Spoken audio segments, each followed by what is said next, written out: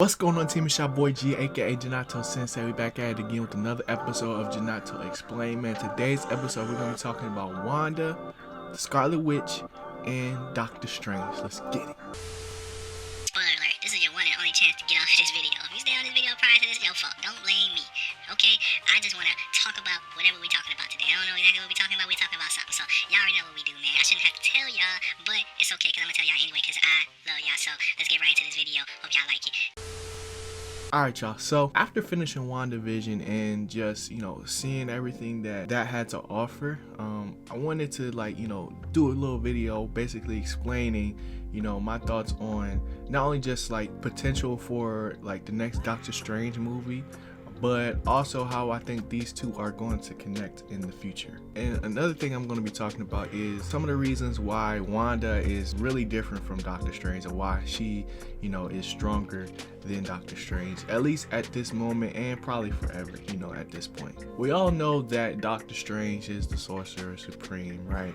And saying you're the Sorcerer Supreme, that just that title, it holds a lot of weight. It holds a lot of weight, man. And granted, Doctor Strange hasn't been the Sorcerer Supreme for a super duper long time, but Wanda also hasn't been the Scarlet Witch for a really long time. And at least for this episode, we're only going to be focusing on what has happened and transpired in the MCU so far, just to give context to this conversation.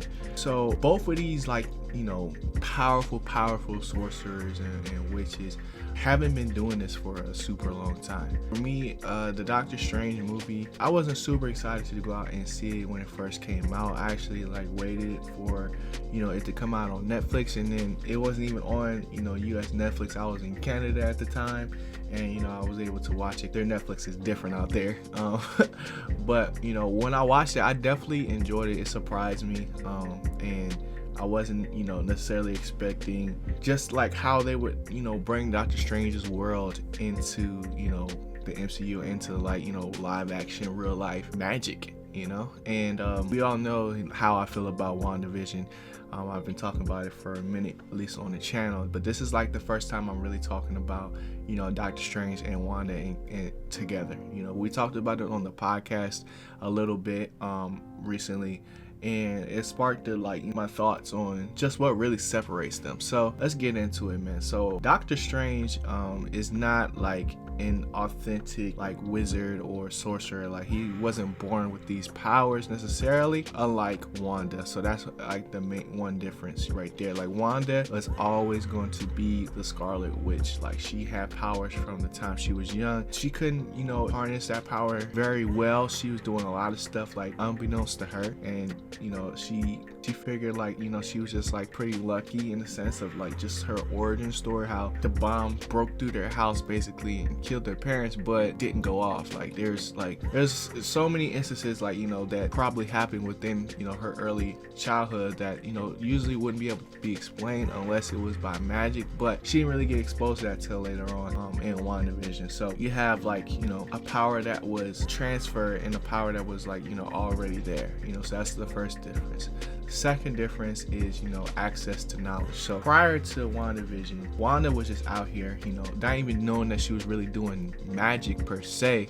She just knew she had powers, and her ignorance to what she could do was in some portions a strong suit, because she was led by her emotions, and at times her powers seemed limitless. Now with Doctor Strange, his background is being literally a surgeon, one of the best in the world. So his life was all built around structure and being able to do his job well. So once he lost that ability to do that, and found a new drive and a new passion, and being the Sorcerer Supreme, he found purpose again. That ability to break down things from critical thinking to just the knowledge that he was able to gain from all of his teachers and the books available to him. He was never very ignorant. He was very methodical when it came to his job and what he was there to do, and very loyal and disciplined in the powers that he used, whereas Wanda was the complete opposite. She was very unpredictable and just really just a hazard to anybody that stands in front of her. Literally, she could have taken out Thanos by herself. If they didn't shoot the cannons at her, Thanos would have been done. One of the only Avengers that could have actually done that other than Captain Marvel. It was literally you're just looking at just of raw power when you look at Wanda, and then you also, you know, when you're looking at Doctor Strange, you look at like the finesse and just like the methodical and logical methods that he usually goes about things. At least she tries to. Then let's look at, like, you know, their power. So Wanda has unlimited power basically, that she can tap into. She can use all forms of magic. She's not bound by anybody. She's a nexus being, which means like she's the only, you know, Wanda in every universe. Like in every universe it's just her, you know. She's basically all powerful, but there's still limits to what she can do just because of her knowledge and just, you know, her ignorance to this new world that she's been exposed to through WandaVision. And you know, we're gonna see her continue to grow, learn more, and become, like, you know, one of the most powerful beings in the whole universe. But we're also going to continue to see the same Wanda of, you know, being led by her emotions. It's probably going to lead her down the wrong path a little bit, and for me will, you know, spark the next Doctor Strange movie at some point. And I'll give my theory on how they're going to connect probably at the end of this video. So like I said, you have Wanda, who has access to all of these different forms of magic, chaos magic to be specific. And then you have Doctor Strange, who doesn't have these powers innately. You know, he draws this power from many different sources to, you know, do the things that he needs to do. He has to ask and request from all of these different entities. I won't get into like naming them just because there's a lot. But you know, if they don't want to give him that power, then he doesn't have it, you know. So that's just like one thing that sets them apart, where you have like I said, it's like it's literally like a balance to it, you know. And that's why I feel like they're kind of like yin and yang, and that's why I feel like they're going to be super connected as we go along in these next few phases and different movies to come. Alright, so let's get into my theories on, like, you know, how they're going to connect or even, you know, start the movie. So I think that, you know, with the ending and in the end credits for WandaVision, now that she has like the Darkhold, I think that the Darkhold is, you know, has somebody in there that's like evil, is going to manipulate Wanda by thinking that she's going to be able to find her family once again, because as we know in WandaVision, once she releases the hex, like her family goes with that. So this whole time she's definitely, you know, searching and trying to, you know, gain an understanding of her powers to possibly see them again. And during this process, she heard a voice, and that voice was one of her kids,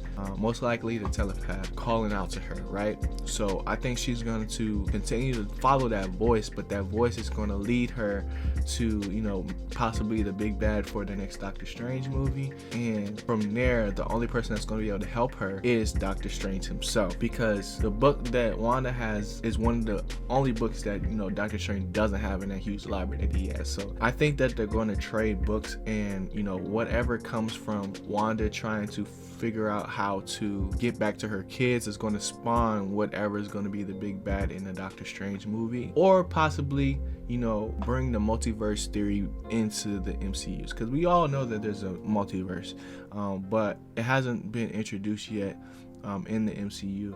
And I think it's going to either happen, I think it's going to happen directly at the end of, well, maybe not at the end, but I think it's going to happen in Spider-Man No Way Home. But I think they're going to connect it to the Doctor Strange movie at some point, like somehow or another.